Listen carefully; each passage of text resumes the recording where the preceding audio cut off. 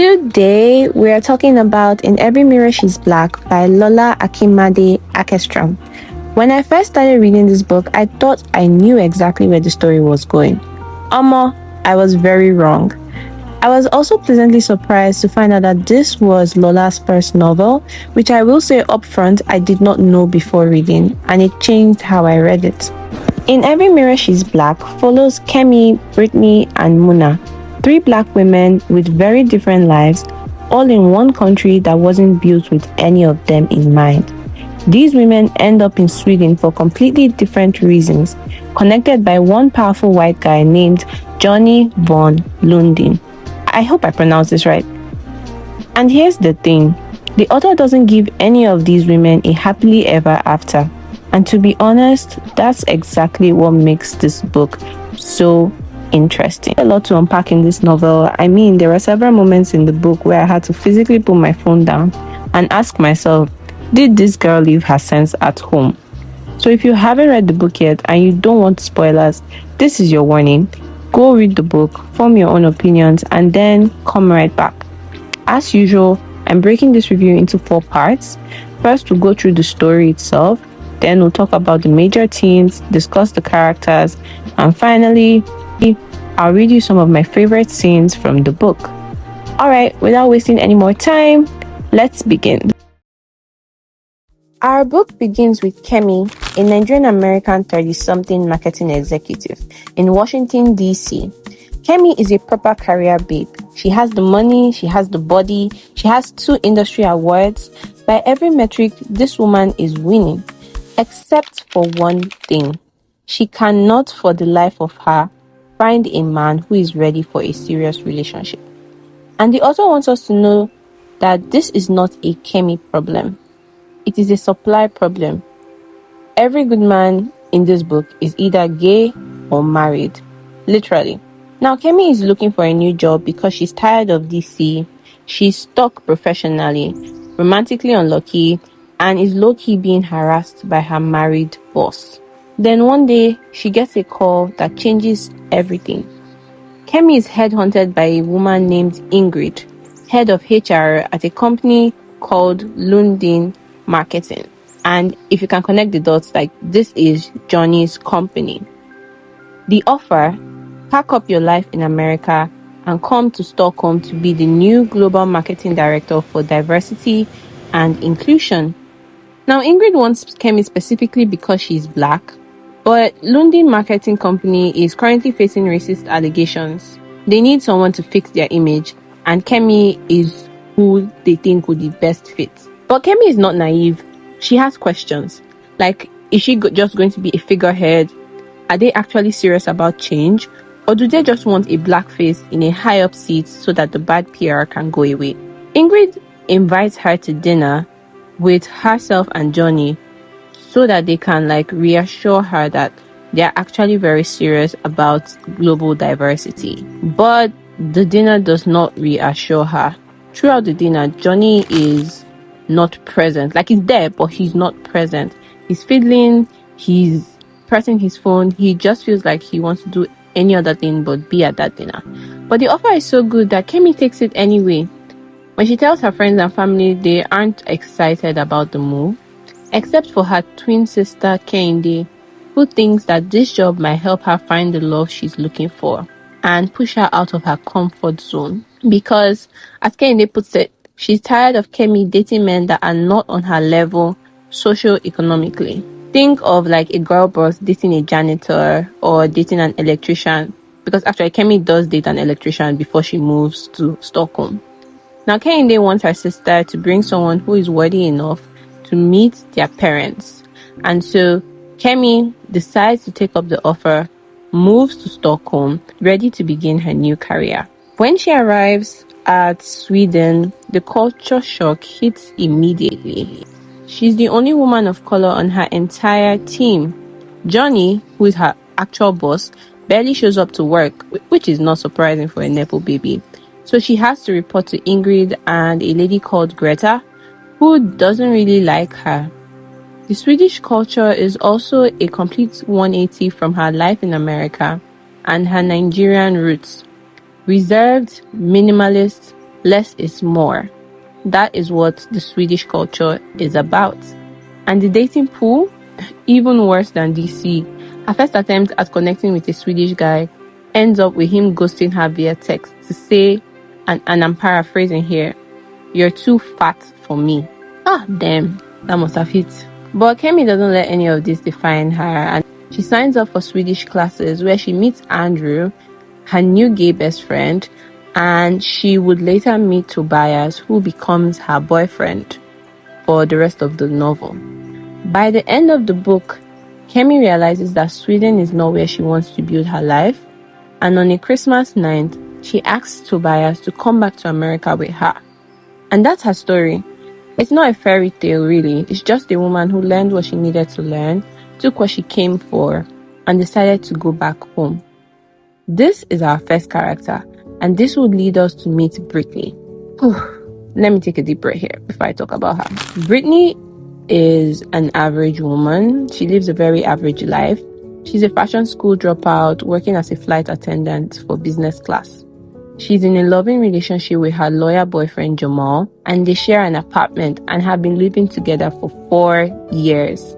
So her life is stable, it's real, it works for her, but that is until she meets Johnny on one of her flights, and their first impression of each other is intense. He is obsessed with her instantly, and even when she tells him that she has a boyfriend and rejects his advances, Johnny is just not taking no for an answer. But my problem here was where Brittany started making choices that had me personally stressed. Like, she was making so many choices that, as someone in her mid-30s, I would only expect you to do that when you are like a teenager. So she agrees to a date with Johnny, even though she has a boyfriend. And from that date, everything is a full disaster. And by the time she realizes her mistake, she's in too deep with Johnny, and she finds out that she's pregnant. 3 months later, after she meets Johnny, she's marrying him, and she's moving her life to Stockholm to become Mrs. von Lundin. And I want to say here that all through the time she and Johnny were together, it was more of like a passionate relationship. There was really no like intimate connection on like an emotional level.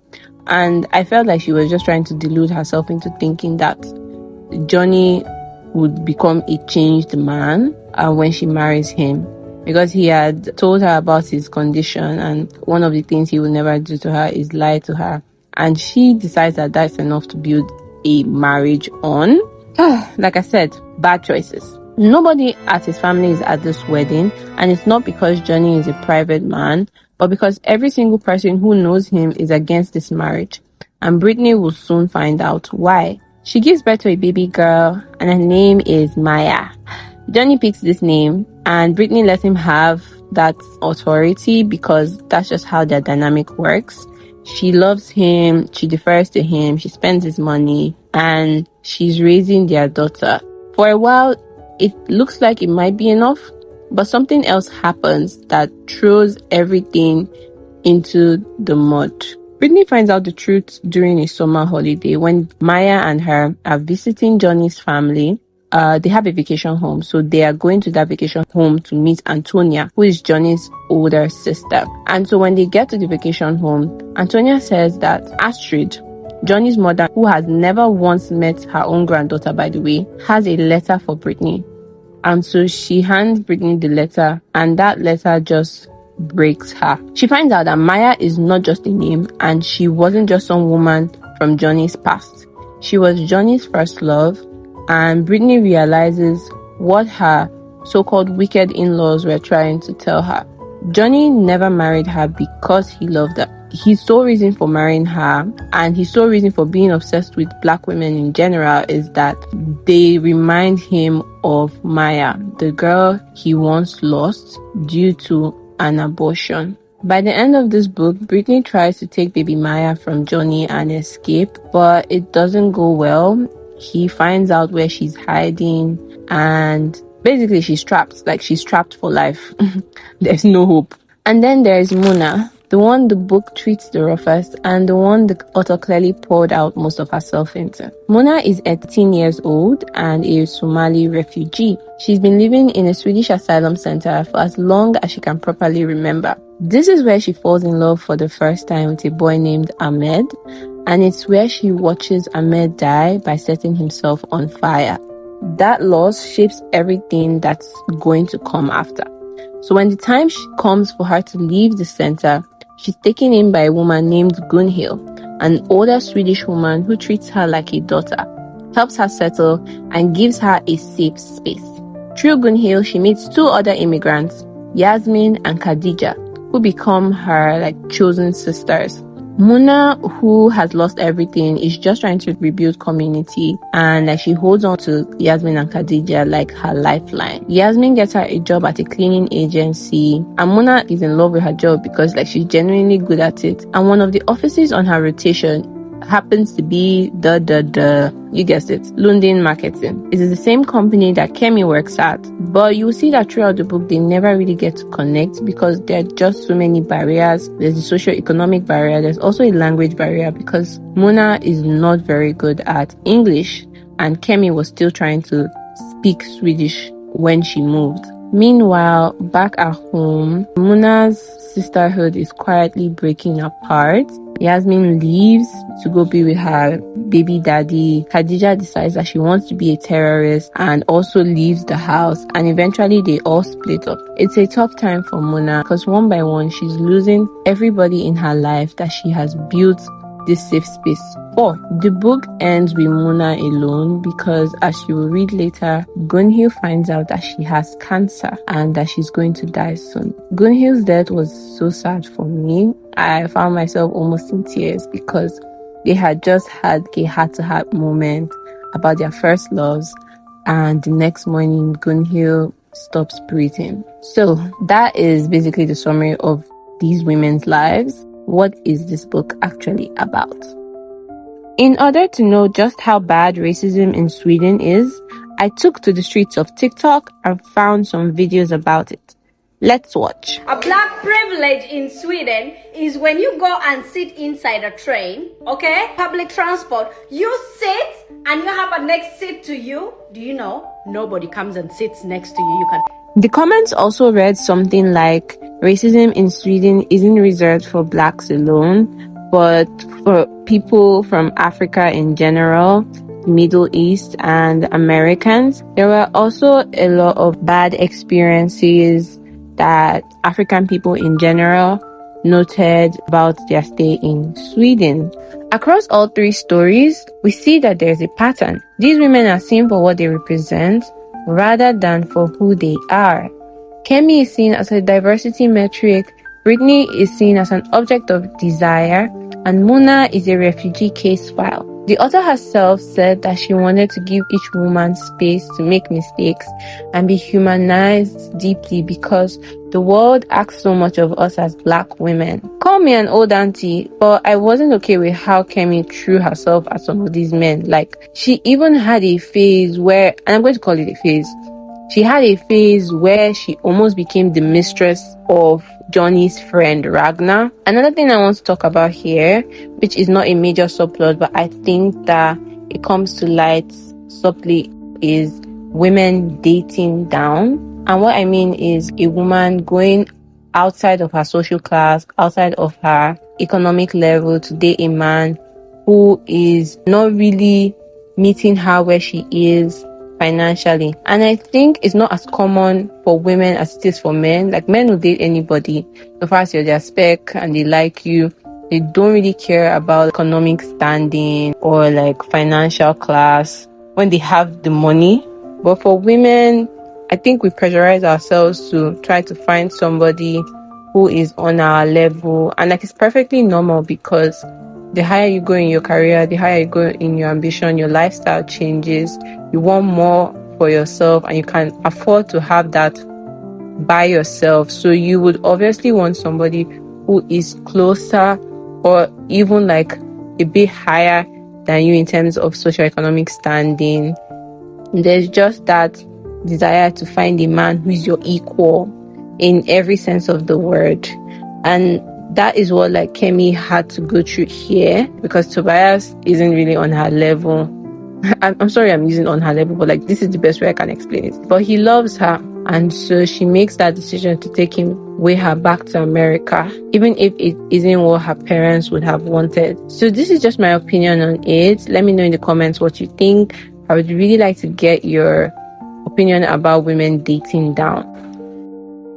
Now I'm going to be talking about my favorite characters and my not so favorite characters.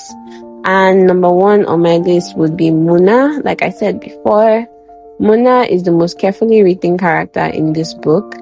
She has survived a lot more than most people would face in a lifetime, losing her home, losing the love of her life, building a life from scratch in a country that doesn't want her to be there. And she does it while keeping herself. Like, she stays true to her roots. She's warm, she's brilliant, she is kind. And what the author does brilliantly with Muna is show just how isolation doesn't happen in a dramatic moment. It happens slowly. One person leaves, then another, and each departure creates this chips away at your sense of self. Yasmin had fallen for the wrong man, Khadija had made a choice born out of real pain and anger, and Gunhil was always going to run out of time. None of them abandoned Mona on purpose, but the effect was still the same. And by the end of it, she is left completely alone in a country that has never seen her. My second favorite character, and don't shoot me for this, would be Yasmin. I know that Yasmin was the reason that they broke up, but Yasmin is the most unpretentious person. She knows who she is, and she knows like where she's coming from. Even when Khadija accused her of being a whore, she owned it, because she's like, she has been trafficked since she was a child. She was moved from country to country, and the only way she survived was by sleeping with these men. So she feels like she's so far from redemption that she cannot start changing just to please someone else. And the man she marries is not, I don't think he's the best for her, but I think that she wanted something stable, and she didn't just want to continue the life she had before coming to Sweden. Next would be my not so favorite character. So number one on my list would be Mrs. Astrid von Lundin, Johnny's mom. I think that this woman is a bitch. And I say this because she's the reason Johnny is like this.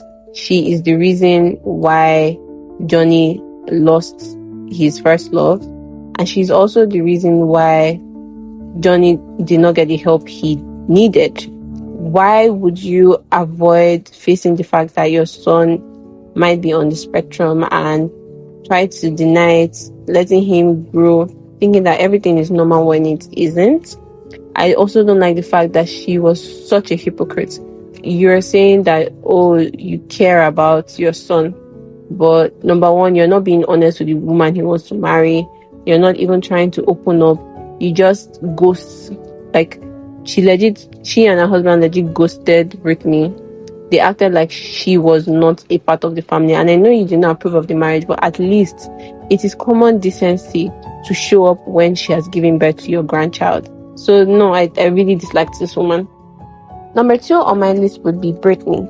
Brittany frustrated me throughout this entire book, and I need you to understand that my frustration comes from the fact that she was just being greedy and covetous. Brittany wasn't stupid. She saw so many huge red flags, and the fact that she still chose to go ahead and marry Johnny was so disappointing to me as a woman. Like, she craved validation so badly that she wanted to be chosen just because she found a very rich guy who showed interest in her. She sees all these signs and she decides to file it away at the back of her mind, telling herself that Johnny loves her. And instead of admitting that she had made a big mistake and thrown away a loving relationship with a man who was going to settle down with her, she refuses, right? She denies this. And when the truth comes out and she confronts him and he lies to her face, she realizes deep shit she's in actually. Brittany was never a wife to him. She was just a prop in a story he was telling himself. So now I will be talking about my favorite scenes in the book and some of the conversations that I really loved. I will be telling you about 3 of them, and the first one is between Gunhil and Mona. So Gunhil had told Mona about the time where she had fallen in love with a man who was from Togo. And at the time, because Gunhil at this point in the book, I think she's in her early 50s, so she's quite old. And so at the time when she had fallen in love, when she was in her early 20s, interracial relationships were not really a thing. And it was more like a forbidden love, this is what you do and you never come back to, you don't take this seriously kind of relationship. And so she had gotten pregnant for him and gotten rid of the baby without asking him. I don't really know what happens because the author doesn't let us know, even after Gunhil tells her story. But Gunhil confides in Mona about her life and what it was like. And though she wasn't able to have children of her own, she took to adopting children from the asylum, like not legally adopting, but adopting them and helping them find a space, trying to make up for the wrong that she had done when she was younger. So my second favorite scene in this book is where Brittany and her parents meet in Sweden. So after Brittany gives birth to baby Maya, Johnny flies both her parents and Tanisha, who's her best friend, to Sweden so that they can be with the baby. And when they get to Sweden, Johnny's parents are still nowhere to be found, so they didn't show up to meet with Brittany's parents. And when Brittany's parents asks for like a phone number they can call, Brittany loses her mind. She's like, no, they're not going to call them, they're supposed to be here, they're supposed to welcome them, and she's not going to tolerate the disrespect. And after like a whole back and forth, she and her dad talk and she just breaks down. Okay, so I'm just going to read that part. I'm going to miss you, Daddy, she cried into his neck, shaking and turning into his little girl once more. I know, baby, he whispered to her. I don't like this at all. I am going to get you out of it. I love him. His family disrespects you. Tyrone, who is her dad, whispered back angrily. I can't be at peace back in Atlanta when I know my baby is suffering in another man's country. Dad, he gives me everything I need. He takes care of me. And yet, his parents still can't get past your skin color? Privilege comes in levels, Britt, he continued. You have the privilege he has given you, but you will never have the privilege he has just because he breathes. Brittany kept crying against his neck. Then he cradled her face between his palms, guarding her with glassy eyes. What does that mean? I know you've seen wealth beyond your dreams, he said, but he ain't worth it. Never forget who you are, baby. Never forget. Now, my last scene is between Kemi and Tobias. So Kemi had started having doubts about their relationship because she had spoken to her sister Kendi, who had reminded her that she is in Sweden to kind of find love, but find love that makes sense. That she shouldn't go around dating down. Remember what I said earlier. So Kemi now has this conversation with Tobias and asks him if he loves his job. And then there's this whole like back and forth. So let me just read it. What are you thinking about? Tobias cut into her thoughts as they lay in bed that Saturday morning. After a few moments of silence, she spoke up. Do you like your job, Tobias? Why are you asking? I don't know, Kemi shrugged. I mean, don't you want something more challenging? I have a job I enjoy, Tobias replied. The benefits are great. I get 5 weeks of vacation. I have what I need. I am content, Kemi. I don't need to be an entrepreneur or CEO of someone else's company to validate my worth. Kemi furrowed her brows. She wasn't trying to change him. She wasn't sure she could even if she tried. Of course not, Kemi closed her eyes and shook her head. I was just wondering, should you read this book or not? I think you should. The book is not bad. The writing is engaging. The themes are important. And the characters are interesting. I think that the author did use some of her life experiences to write the stories of these characters, especially Kemi, because they share a lot of similarities in terms of like their background and where they are. But I will say that the biggest structural issue in this novel is that the women barely interact with each other. Like the whole premise of the book is that their lives converge, and technically they do, but it felt very thin and last minute. The author treats each woman's stories as 3 separate projects rather than one cohesive novel. I also did not like the ending. It felt very abrupt. It was so open-ended that I did not enjoy it. Overall, I'd rate the book a 6/10. I would read it for the teams. I would read it for Muna. And if you are thinking about reading this book, just know that you will not like the ending. Question: if there was one thing you would change about this book, what would it be? Let me know in the comments. I hope you enjoyed listening to this review as much as I enjoyed talking about it. If you liked this video, please do the things you would do when you like a video, and consider subscribing so that the algorithm recommends more of my videos. You can also watch another one that should pop up on your screen right about now. Thanks for watching. Stay safe and stay blessed. Bye.